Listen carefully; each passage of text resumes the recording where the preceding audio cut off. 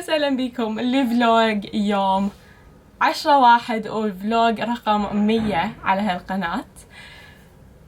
ما ادري ايش اقول، بس قبل سنة 11 شهر بدينا هالقناة وبديت اوثق يومياتي كطبيبة بس والله انا كلش ممتنة انه كلكم موجودين هنا ونقدر نسوي هالشي مع بعض وانه تشجعوني على هالشي. بس اوكي، للناس اللي جداد على القناة راح اسوي لكم كويك انترو لان لازم اطلع. اهلا وسهلا بكم. انا اسمي اسراء لينا اميرة، هي كلها اسامية بس يصحوا لي اسراء لان هذا اول اسم، يعني الباقيات ميدل نيمز مالاتي. وانا طبيبة، اتخرجت قبل سنتين هسه، تقريبا سنة ونص، صيفية أو من خريجين صيفية 2023. وحاليا قاعد أشتغل، وتخصص طب أسري بديتها بشهر الخامس السنة اللي فاتت. وحاليا عندي من البليسمنتس مالاتي اللي لازم أسويها خلال الطب الأسري أو تخصص الطب الأسري، واللي هو جزء الطب النفسي. فحاليا وصار لي هذا رابع أسبوع لي بالطب النفسي، المفروض أكمل 10 أسابيع. وبس والله كويك انترو. اي، وهم سؤال يجيني هواي، وين عايشة؟ أنا عايشة بالسويد. yes, that was a quick intro. وأهلا وسهلا بكم. أتمنى هالفلوجات تعجبكم. يمكن فلوجات يعني الطب النفسي والسايكايتري يختلفن شوي عن الفلوجات العادية، لأن أنا بمكان ما أقدر أصور بيه هالقد هواي، لأن أكو هواي ناس حوالي على طول. فأما أروح لدوام كلش من وقت أصور لكم، أو أحاول ألاقي لي زاوية ما بيها ناس أصور بيها. يختلف هواي بالطب، لأن بالطب الأسري عندي غرفتي وهاي، فعلى طول أقدر أخليكم بزاوية المهم أهلا وسهلا بكم، وأتمنى يعجبكم هذا الفلوج، وأتمنى تعجبكم القناة وتقررون إنه تتابعون هاي الرحلة أو المسيرة. let's go. شاط من المصعد، غيرت جنتي لأن صراحة الجنطة الثانية كانت كلش صغيرة، وهسه لاحظت إنه نسيت كتابي هم بالبيت. It's fine. بس let's go. أو شفت إنه نزل ثلج برا، وأنا البارحة قايلة لأمي إنه الحمد لله ما نازل ثلج.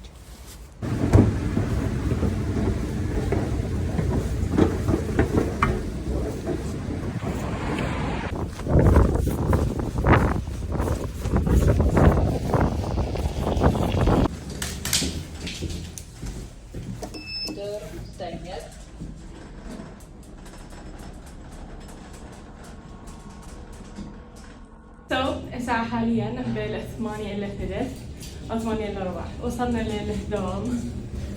let's go. حاليا راح نوصل نبدل ونبدي هذا اليوم. عندي سوالف من البارحة لازم أبدي أسويها.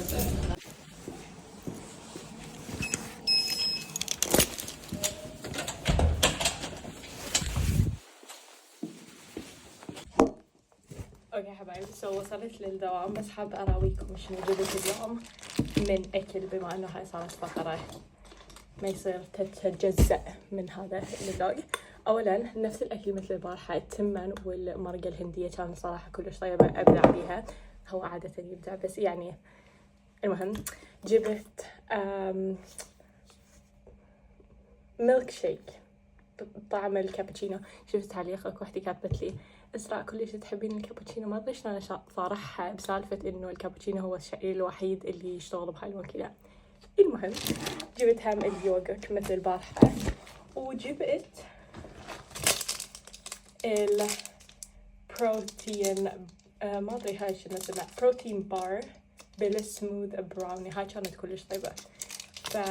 هذني راح اخليهم بالثلاجة، ما اتوقع جبت اي شيء ثاني. وهاي نلبسها.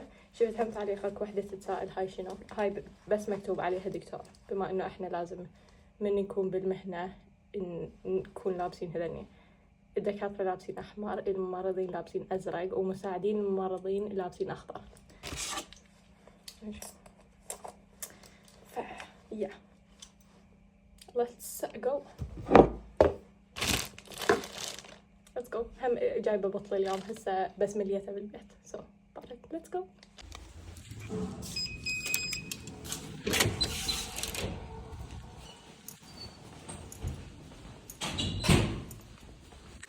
رايحين نجيب قهوة أو كابتشينو على الكومنت هذه اللي علقت. let's go. معزلين هنا.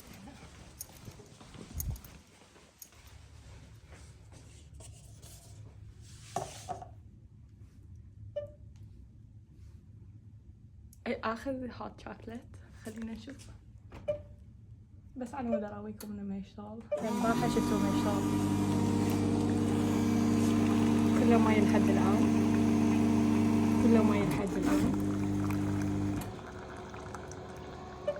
شوفوا مكتوب كامل وكله مي. خلينا على الكابتشينو بعد. ابشركم حتى الكابتشينو بمي لان ما اتوقع هاي الماكينه بيها حليب يمكن او شوكولات باودر او اي شيء ثاني غير القهوه. فحاليا راح ناخذ شويه مي. let's go نسوي شاي بدل نكون so English breakfast tea rich and balanced. let's go. حاليا منتظر لا كذا على الأقل هذا الشاي هذا مي حار وهذا الشاي مالتنا. شوفوا على الأقل المي الحار موجود هنا so let's go شاي.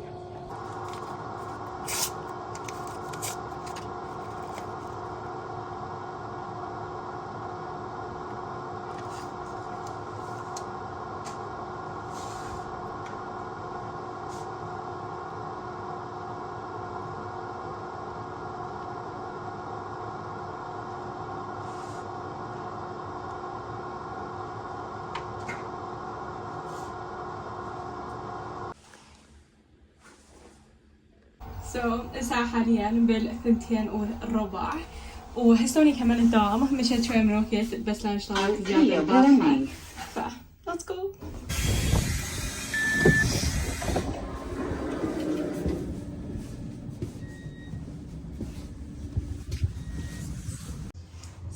الساعة حاليا ب3 وهستوني او ما وصلت لي بعد من الوصل بس يعني ما ادري احس انه يعني جو يختلف من تطلعون من الدوام ويشوفون الشمس برا يعني مو ظلمة من تطلعون ف super excited for that بس yeah let's go.